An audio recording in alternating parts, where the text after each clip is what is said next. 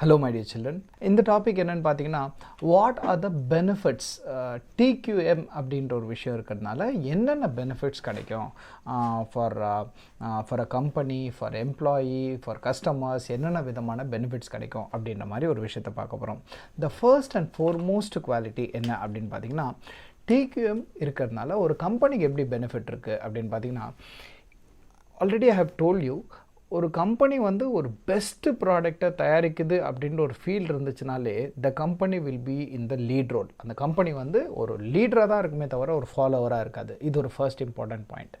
அந்த company will set the rules, என்னென்னலாம் பண்ணணும் அப்படின்ட்டு மற்றவங்கெல்லாம் அந்த கம்பெனியை ஒரு எக்ஸாம்பிளாக எடுத்து ஒரு கேஸ் ஸ்டடி மாதிரி எடுத்து இந்த கம்பெனியில் இவ்வளோ சூப்பரான ஒரு குவாலிட்டி பண்ணுறாங்க, இதே மாதிரியான குவாலிட்டி நம்ம பண்ணணும் அப்படின்ற மாதிரி automatically others will create the good will for the company. இது ஒரு முக்கியமான விஷயம். Makes the company sensitive to customer needs. Makes the company sensitive to customer needs அப்படின்னா என்னென்னு கேட்டிங்கன்னா, ஒரு கம்பெனி பெஸ்ட்டு ப்ராடக்டை பண்ணணும் அப்படின்னு நினச்சிட்டு இருக்க ஒரு கம்பெனி என்ன பண்ணணும்னா, கஸ்டமருக்கு என்னென்ன தேவை, அவனுக்கு எது இருந்தால் பெட்டராக இருக்கும், வேறு என்ன யோசிப்பாங்க கஸ்டமர்ஸ், வேறு எந்த மாதிரி இருந்தால் நல்லா இருக்கும்ன்ற மாதிரி யோசிப்பாங்க அப்படின்ற மாதிரி சொல்லுவாங்க. For example I will tell you one sensitive example.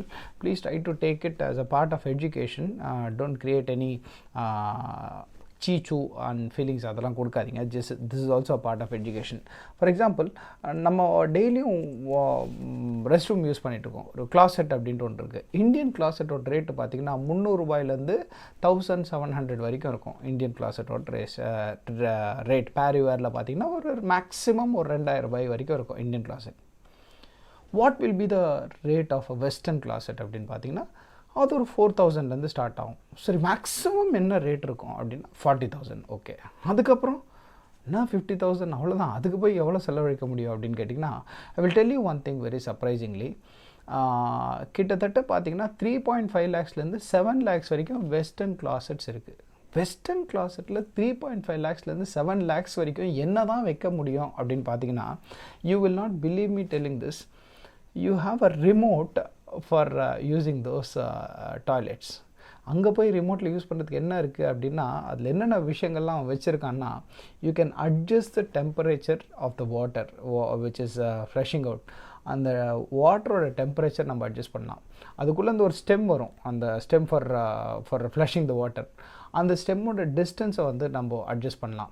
அதுக்கப்புறம் தண்ணியோட ஃபோர்ஸை நம்ம அட்ஜஸ்ட் பண்ணலாம். இந்த மாதிரி ஏகப்பட்ட ஃபீச்சர்ஸ் வந்து அந்த ரிமோட்டில் இருக்குது. இது எல்லாம் ஒரு கஸ்டமர் யோசிச்சிருப்பானா? கஸ்டமர் யோசிச்சிருக்க மாட்டான். ஆனால் அந்த கஸ்டமர் என்ன ஃபீல் பண்ணுவானா, இதெல்லாம் கொடுக்கும்போது வாவ் செம்மையாக இருக்கே அப்படின்ட்டு. இப்போ கார் ஓட்டுற நமக்கு கார் எப்படி இருக்கணும்னு தெரியாது, பட் கார் தயாரிக்கிறவனுக்கு இதில் வேறு என்னென்ன ஃபீச்சர்ஸ்லாம் வைக்க முடியும் அப்படின்ட்டு யோசித்து மேக்ஸிமம் அதில் ஹையஸ்ட்டு ஃபீச்சர்ஸ்லாம் வைப்பாங்க. இப்போ ரீசெண்டாக வர கார்லலாம் பார்த்தீங்கன்னா, ஐ வில் டெல் யூ, இதெல்லாம் ரீசெண்டாக வந்தது கிடையாது, ரொம்ப முன்னாடியே வந்தது. என்னென்னா, ஃப்ரண்ட்டில் 2 லைட்ஸ் இருக்கும். இந்த ஃப்ரண்ட்டில் இருக்க 2 லைட்ஸ் என்ன பண்ணோன்னா, நம்ம வண்டி திரும்பும்போது இந்த லைட்ஸ் இப்படி திரும்பும், இந்த லைட்ஸ் இப்படி போகும். அப்போது ஸ்ட்ரெயிட் லைட் இருக்கும் இந்த மாதிரி. பட் இப்போ ரீசெண்டாக வர காரில் வந்து ஆர்டிஃபிஷியல் இன்டெலிஜென்ஸ் யூஸ் பண்ணி, in case if you are rotating the steering, இந்த ஸ்டேரிங்கை ரொட்டேட் பண்ணினா காருக்குள்ளே இருக்க லைட் என்ன ஆகும்னா லைட்டாக இப்படி திரும்பும். அப்போ என்ன ஆகும்னா, காரோட லைட் வந்து உங்களுக்கு இப்படி இந்த ஆங்கிளில் வரும். பெரிஃபெரல் வியூ அப்படின்ற மாதிரி சொல்லலாம். இப்படி இருக்கிற மாதிரி காரோட லைட் வந்து இப்படி திரும்பும். இதுதான் பெரிஃபெரல் வியூ அப்படின்ற மாதிரி சொல்லுவோம். ஸோ கார் மொத்தமாக இப்படி திரும்பி லைட் அடிக்கிறது வேறு, கார் ஸ்ட்ரெயிட்டாக இருந்துட்டு கார் நம்ம திருப்ப போகிறோன்னும் போது உள்ளே லைட் திரும்புறது வேறு. இதெல்லாம் ஆர்டிஃபிஷியல் இன்டெலிஜென்ஸ் மூலிமா கார் கம்பெனிக்காரங்க யோசித்து தயாரிக்கிறது. இடித்தா உள்ளேருந்து ஒரு ஏர் பேக் வெளியே வர்றது, நம்மளோட சேஃப்டியை பார்த்துக்கிறதுக்காக. அடுத்து ஒரு வண்டி இடிக்க போதுன்னா ஆட்டோமேட்டிக் பிரேக்கிங் சிஸ்டம். இது எல்லாமே என்னன்னு கேட்டிங்கன்னா, உங்களுக்கு பார்த்தீங்கன்னா காரில் என்னென்னலாம் இருந்தால் நல்லாயிருக்கும் அப்படின்ட்டு யோசிச்சு கொண்டு வந்தாங்க. ரோல்ஸ் ராயில் ஒரு கொடை இல்லைன்ட்டு யாராவது யோசிப்பாங்களா? ஒரு கொடையை ரோல்ஸ் ராயில் வைக்கணும் அப்படின்ட்டு யோசிச்சதெல்லாம் பார்த்தீங்கன்னா, கஸ்டமருக்கு வேறு என்னென்னலாம் தேவைப்படும் அப்படின்ட்டு யோசிக்கிறாங்க. காருக்குள்ளேயே பார்த்தீங்கன்னா ஒரு குட்டி ரெஃப்ரிஜிரேட்டர் மாதிரிலாம் வச்சுருப்பாங்க. ஸோ என்ன அவன் யோசிப்பான், அவனுக்கு என்னன்னாலும் நம்ம வைக்க முடியும், எவ்வளோ சொஃபஸ்டிகேட் பண்ண முடியும் அப்படின்ட்டு ஹையஸ்ட்டு குவாலிட்டி கொடுக்குற கம்பெனி தான் இதை பற்றிலாம் யோசிக்க முடியும். அதுக்கப்புறம் பார்த்திங்கன்னா, என்னென்ன சேஞ்சஸ் வருதோ அந்த சேஞ்சஸ்லாம் இமீடியட்டாக இந்த கம்பெனிஸால் அடாப்ட் பண்ண முடியும். ஒரு கம்பெனி வந்து கஸ்டமர்ஸோட குவாலிட்டியை ரொம்ப கன்சர்ன் பண்ணி யோசிக்கிறாங்க, கஸ்டமர்ஸ் எப்படிலாம் வேணும்னு நினைக்கிறாங்களோ அதை ரொம்ப யோசிக்கிற கம்பெனியாக இருந்தால் அவங்க என்ன பண்ணுவாங்கன்னா, மார்க்கெட்டில் ஏதாவது ஒரு சேஞ்ச் வந்துச்சுன்னா இமீடியட்டாக அந்த சேஞ்சுக்கு அவங்க அடாப்ட் ஆகிடுவாங்க. ஸோ ஃபைனலாக ஒரு குயிக் ரிவிஷன் கொடுத்துடலாம். ஒரு கம்பெனி TQM ஃபாலோ பண்ணிச்சுன்னா, அந்த கம்பெனி TQM அடாப்ட் பண்ணிச்சுன்னா, that company will be in a lead role. That company will set the rules and regulations for other companies. அந்த கம்பெனி என்ன பண்ணும், கஸ்டமர் ரொம்ப கூர்ந்து கவனித்து என்னென்ன சேஞ்சஸ்லாம் கொடுக்க முடியும் கஸ்டமருக்கு, வேறு என்னென்ன சஃபஸ்டிகேஷன்லாம் நம்ம கொடுக்க முடியும் அப்படின்ற மாதிரி யோசிக்கும். And the final thing is that company என்ன பண்ணணும்னா, எந்த ஒரு சேஞ்ச் வந்தாலும் it will easily accept the change and it will transform its business according to its customers. So இதெல்லாம் தான் ஒரு கம்பெனிக்கு கிடைக்கக்கூடிய advantages, benefits enjoyed by a company if the company is adapting TQM அப்படின்ற மாதிரி சொல்கிறாங்க. ஸோ TQMஆல் கஸ்டமர்ஸ்க்கு என்ன பெனிஃபிட் இருக்கும், கஸ்டமர்ஸ்க்கு என்ன பெனிஃபிட் அப்படின்னு பார்த்தீங்கன்னா, கஸ்டமர்ஸை பார்த்தீங்கன்னா 1,00,000 ரூபா செலவானாலும் பரவாயில்ல, நான் வந்து ஐஃபோன் வாங்குகிறேன். 5,000 ரூபா செலவானாலும் பரவாயில்ல, நான் ஒரு ரீபோக் ஷூ வாங்குகிறேன். அதே மாதிரி ஒரு 25,000 ரூபா ஆனாலும் பரவாயில்ல, 1,00,000 ரூபா ஆனாலும் பரவாயில்ல, நான் ரோலெக்ஸ் வாட்ச் வாங்குகிறேன் அப்படின்ட்டுலாம் சொல்கிறதுக்கான காரணங்கள் என்னென்னு பார்த்தீங்கன்னா, you need not worry about the quality. நான் உங்களுக்கு இன்னொன்று சொல்கிறேன், ரோல்ஸ் ராய்ஸ் அப்படின்ற காரில் பார்த்தீங்கன்னா, ஒரு தடவை நீ அந்த காரை வாங்கிட்டீங்கன்னா அது ஒரு 7 கோடி 6 கோடி அந்த மாதிரி வரும்னு வச்சுக்கோங்களேன். ஒரு தடவை நீங்கள் அந்த காரை வாங்கிட்டீங்கன்னா 5 years the company is challenging you. 5 years you need not maintain the car. உனக்கு அந்த காரில் மெயின்டெனன்ஸே இருக்காது அப்படின்ற மாதிரி ஒரு விஷயத்த சொல்கிறாங்க. ஸோ இது எல்லாமே என்னென்னு பார்த்தீங்கன்னா, கஸ்டமர் ஒரு காரை வாங்கிட்டாலோ இல்லை ஒரு பொருளை வாங்கிட்டாலோ அதில் ஏதாவது கம்ப்ளைண்ட்ஸ் வருமா, ஏதாவது பிரச்சனைகள் வருமா அப்படின்ற ஒரு பயமே இல்லாமல் ரொம்ப தைரியமாக அந்த காரை யூஸ் பண்ணலாம். நம்ம ஆளுங்களாம் ரொம்ப புத்திசாலித்தனமாக என்ன பண்ணுவாங்க, காரு எதுக்கு 3,00,000 ரூபா கொடுத்து எதுக்கு ஒரு புது கார், ஒரு 4,00,000 ரூபா கொடுத்து எதுக்கு புது கார் வாங்கணும், 1,00,000 ரூபாயில் ஏதாவது பழைய கார் வாங்கிடலாமே அப்படின்ற மாதிரி யோசிப்பாங்க.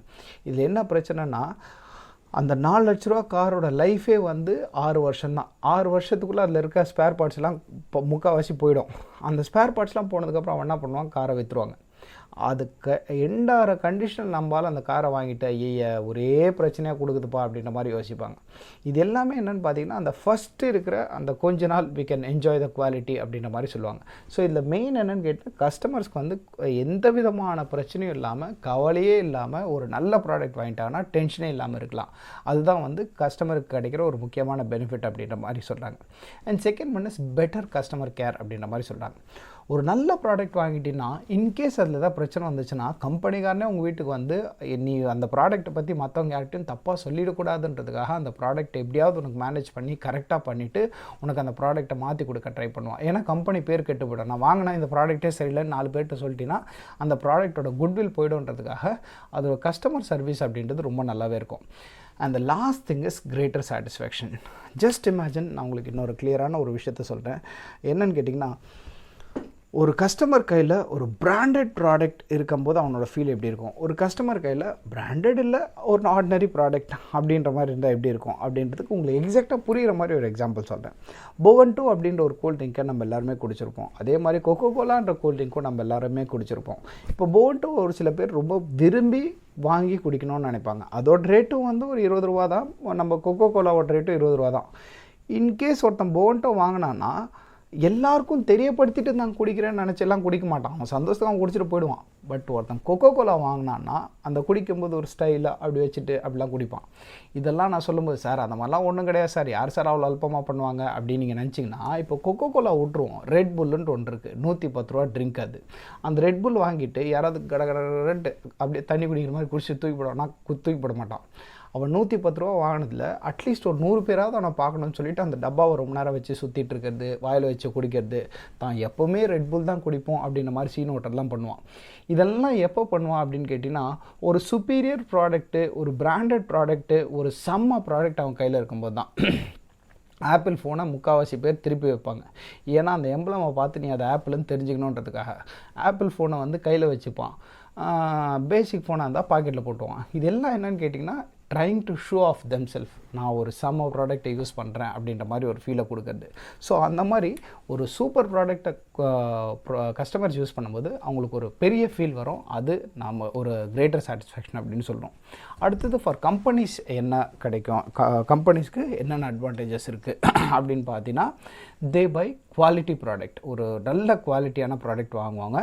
ஸ்டாஃப்ஸும் வந்து குவாலிட்டி கான்ஷியஸோடு ஒர்க் பண்ணுவாங்க. ஸ்டாஃப்ஸ் என்ன பண்ணுவாங்கன்னா, நான் தயாரிக்கிறது ஒரு சூப்பர் ப்ராடக்ட்டு அப்படின்ற மாதிரி யோசிப்பாங்க. அடுத்தது ப்ரொடக்டிவிட்டியில் இம்ப்ரூவ்மெண்ட் நிறையா இருக்கும். அதுக்கப்புறம் காஸ்ட் வந்து ஓரளவுக்கு நம்ம நல்ல ப்ராடக்ட் பண்ண ஆரம்பிச்சோன்னா காஸ்ட் நமக்கு குறைஞ்சிக்கிட்டே வரும். அதுக்கப்புறம் இன்னொன்று பார்த்திங்கன்னா, ப்ராப்ளம் சால்விங் எபிலிட்டி அப்படின்றது ரொம்ப ஜாஸ்தியிடும். ஏன்னா நம்ம ப்ராப்ளம்ஸே ரொம்ப கம்மியாக்க போகிறோம். அந்த ப்ராப்ளம்ஸ் ரொம்ப கம்மியாக்கிறதுனால அந்த ப்ராப்ளம்ஸ் வரதே கஷ்டம். அதையும் தாண்டி ஏதாவது ஒரு ப்ராப்ளம் வந்துச்சுன்னா அதை நம்ம ரொம்ப ஈஸியாக ரெக்டிஃபை பண்ணிட்டு முடியும். அதுக்கப்புறம் we are going to increase the market size. ஓரளவுக்கு நல்ல ப்ராடக்டாக இருந்துச்சுன்னா நம்ம மார்க்கெட் சைஸ் வந்து ரொம்பவே இன்க்ரீஸ் ஆகும். அதுக்கப்புறம் காம்படிஷனும் நமக்கு ரொம்ப நல்லாயிருக்கும். அதுக்கப்புறம் ப்ராஃபிட்டும் நமக்கு ரொம்ப நல்லாயிருக்கும். பப்ளிக்கிட்ட அந்த ப்ராடக்ட்க்கு ஒரு நல்ல இமேஜ் கிடைக்கும். அதுக்கப்புறம் பார்த்திங்கன்னா சர்வீஸும் வந்து செம்ம ஹையாக இருக்கிறதுனால அந்த கஸ்டமரும் ரொம்ப சாட்டிஸ்ஃபைடாக இருக்கிறதுனால அந்த ப்ராடக்டை ஓன் பண்ணுற கம்பெனியோட முறையிலும் ரொம்ப ஜாஸ்தி இருக்கும் அப்படின்னு சொல்கிறாங்க. And the last thing is என்னன்னு கேட்டிங்கன்னா it improvises human relations. For example ஒரு நல்ல கம்பெனியோட ப்ராடக்ட் அது அப்படின்ற மாதிரி போனால் அந்த கம்பெனிக்கு அந்த கஸ்டமர் வரும்போதே ஒரு ஐஃபோனுக்கு போய் ஒரு கம்பெனிக்காரன் லோக்கலாலாம் சண்டை போட மாட்டான். நான் ஒரு ஃபோன் வாங்கணும்னு நினைக்கிறேன், சார் உட்காருங்க சார் அப்படின்மா. அப்போ அவங்களுக்குள்ள ரிலேஷனே வந்து செம்ம ஹைஃபையாக இருக்கும். ஸோ இதெல்லாம் தான் முக்கியமான விஷயம். அந்த last thing benefit for the staff. இப்போது அந்த இடத்துல வேலை செய்கிறவங்களுக்கு என்ன பெனிஃபிட்டாக இருக்கும் அப்படின்னா எம்பவர்மெண்ட் அப்படின்னு சொல்லுவாங்க. They will work with satisfaction. செம்ம, நான் வந்து வேறு லெவல் ப்ராடக்ட் தயாரிக்கிறேன், நான்லாம் ஒன்றும் சும்மா கிடையாது அப்படின்ற மாதிரி ஒரு விஷயம் இருக்கும். ஜாபில் ஒரு இன்ட்ரெஸ்ட் இருக்கும். அவன் பண்ணுற விஷயத்த ரொம்ப ரசித்து ஒரு ஒரு ஒரு பற்றோட ஒரு விஷயத்தை செய்யணும்னு நினைப்பான். ஜாப் செக்யூரிட்டி கூட அவனுக்கு ரொம்ப நல்லாயிருக்கும். ஏன்னா அவன் கம்பெனியை விட்டு வெளியே போயிட்டான்னா ஜென்ரலாக யாராவது ஒருத்தர் கம்பெனியை விட்டு வெளியே வந்துட்டாங்கன்னா அந்த கம்பெனியை பற்றி நல்லதாக பேச மாட்டாங்க. ஸோ பெரிய கம்பெனிஸ்லாம் என்ன பண்ணுவாங்கன்னா அட்ரிஷன் அப்படின்ற ஒரு விஷயமே ரொம்ப கம்மியாக இருக்கும். ஸோ பெரிய கம்பெனிஸ்லேருந்து அடிக்கடி வேலையிலேருந்து ஆட்கள் எல்லாம் தூக்க மாட்டாங்க. ஸோ அப்போ ஜாப் செக்யூரிட்டி அப்படின்றது நல்லாயிருக்கும். ட்ரைனிங் நிறைய கொடுப்பாங்க. அவனோட ஸ்கில்ஸ் டெவலப் ஆகிறதுக்கான சான்ஸ் இருக்கும். அண்ட் கடைசியாக இன்னொரு முக்கியமான விஷயம் ரெக்கக்னிஷன் அப்படின்னு சொல்லுவாங்க. இப்போ இன்னொன்று என்னென்னு கேட்டிங்கன்னா ஃபைனலாக நீங்கள் எந்த காலேஜில் படிக்கிறீங்க அப்படின்ற ஒருத்தர் கேட்கும்போது I am studying in D G Vaishnav college அப்படின்னு சொல்லும்போது ஒரு சின்ன ப்ரைட் இருக்கும். நமக்கு தெரியாமே நமக்குள்ள ஒரு ப்ரைட் இருக்கும். ஸோ இதெல்லாம் தான் வந்து குவாலிட்டி ப்ராடக்ட்டில் இருக்கிற ஒரு முக்கியமான விஷயம். நான் டிஜி வைஷ்ணவ் காலேஜில் வேலை செய்கிறேன் அப்படின்ற விஷயம் கொஞ்சம் பெருமைப்படுற விஷயம், கொஞ்சம் இல்லை நிறையவே பெருமைப்படுற விஷயம். I am staff of DG Vaishnav college அப்படின்னு சொல்கிறது என்னென்னா ஒரு செம்ம குவாலிட்டி இருக்கிற ஒரு விஷயத்தில் நானும் ஒரு பங்காக இருக்கேன் அப்படின்னு சொல்லும்போது அந்த ஸ்டாஃப்ஸ்க்கு ரொம்ப பெருமையான ஒரு விஷயமா இருக்கும். இதெல்லாம் தான் ஒரு முக்கியமான விஷயம் சொல்கிறோம். And thank you all my dear children.